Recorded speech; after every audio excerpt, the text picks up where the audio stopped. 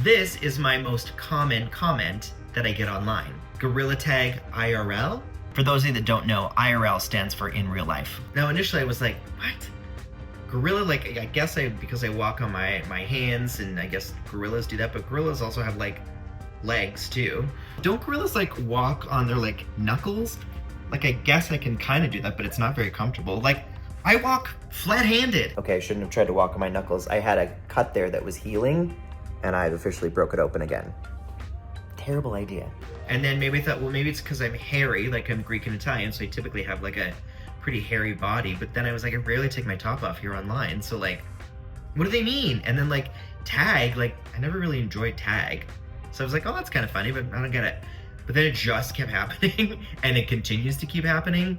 And so I looked it up, and I was like, oh, Gorilla Tag's, it's a video game, but I just like, that's as far as I went, because part of me was like, oh my god, this is kind of funny. But then as they kept rolling in, I was like, okay, this is a bit absurd. Like, why do you keep comparing me to a gorilla? And oftentimes I would respond and say, sure, just less hairy and much stronger.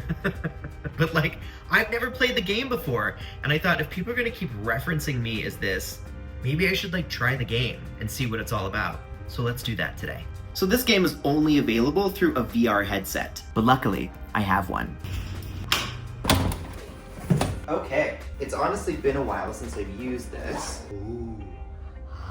So many things, not enough hands. So this is the MetaQuest. First, we have to download the game. Oh, I forgot, these glasses don't fit. Hold on. Okay, let's change my glasses. Look at this. I've never shown anyone this before. Like, I have a lot of like glasses frames in here. These. Better. Let's try again. Okay, turn on. Ugh, it's dead. We gotta charge it. So sorry, stand by. Okay, it's charged. Let's do this. And there's a software update. Why is everything so hard today? Waiting. Everything is updated. It's time. But I want to move to a location where I have a bit more space. Let's dive in. This is our surroundings. That's me. Hey. I don't know why I have a hat. I also don't know why I have legs, but here we are. Okay, let's find the game.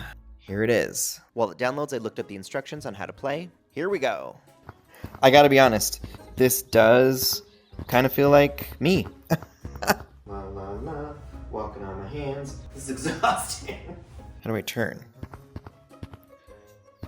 Oh, I guess I gotta turn my real body. You know, as a wheelchair user, it's the one thing about virtual reality that's tough is you have to move your body.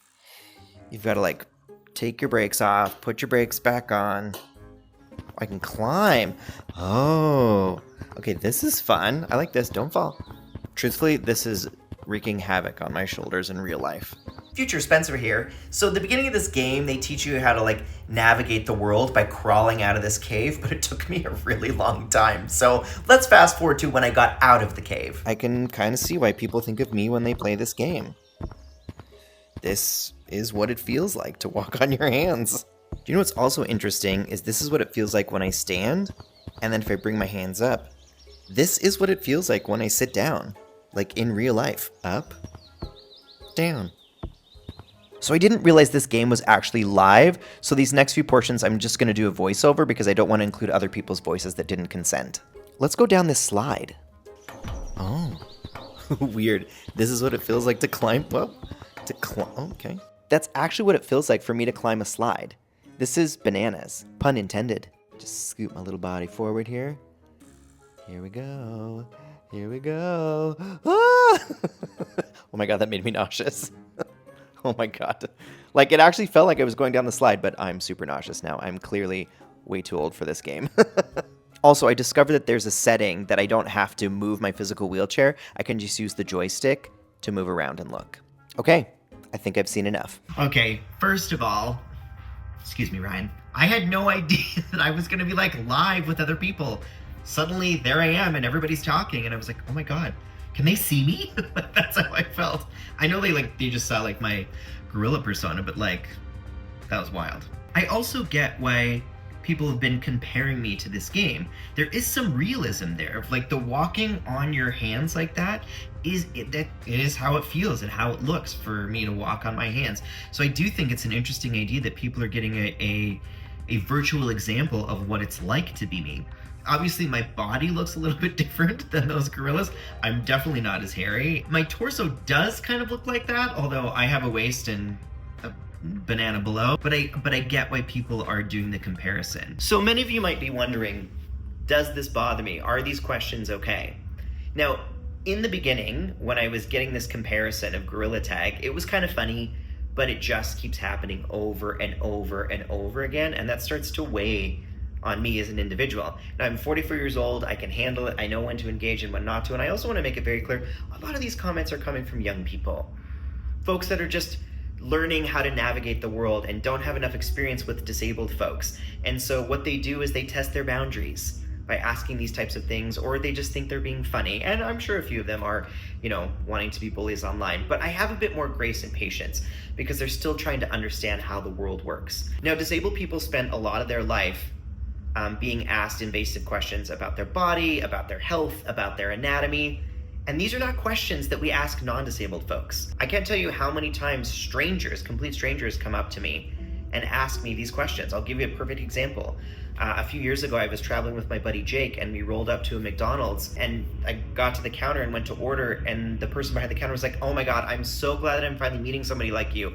I've been dying to know, how do you go to the bathroom?" And in my mind, I was like, this is a grown person who knows better than to ask me about what's below my waist. That is no one's business. But it doesn't happen just online. It happens in person too. And A, I'm embarrassed, and B, I'm not here to talk about my body. I just want to order some fries and some nuggets and maybe a Big Mac and go about my day. It can be really frustrating as a disabled person that non-disabled people often feel entitled to ask us invasive questions. That being said, I also understand that we've never been educated on how to interact with folks with disabilities. So let me tell you how I would like to be interacted with out in the community. And I want to be very clear, I don't speak for all folks with disabilities. A lot of folks are okay answering questions out in the community.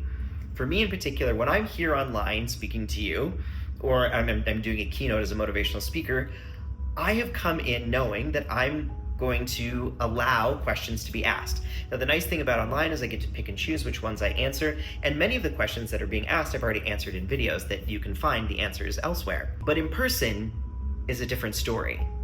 And I don't always have the mental capacity to be your educator all of the time. Like when I'm at the grocery store, I don't necessarily want to talk about my banana to a complete stranger. And it's also important to remember that when you're asking disabled folks about their disability, oftentimes you're asking them to relive trauma in front of you.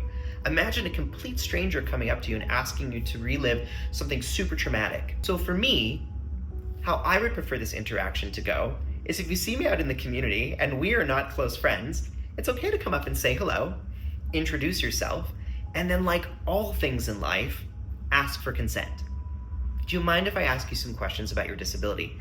That way it gives me the opportunity to say, sure, I'm happy to I've got a few minutes, or I have the mental capacity to do so, or for me to say, I'm so sorry, I'm just here to get my groceries. That's not something I'm here to answer today. Because at the end of the day, I don't want to be an educator 24 hours a day, 7 days a week. Unless you want to pay me in the grocery store, then I will happily share a bit of my story with you. Obviously, I'm kidding. But I don't always want to be your educator when I'm buying groceries, or I'm buying new clothes, or I'm out with my partner and our dog. I just want to live my life.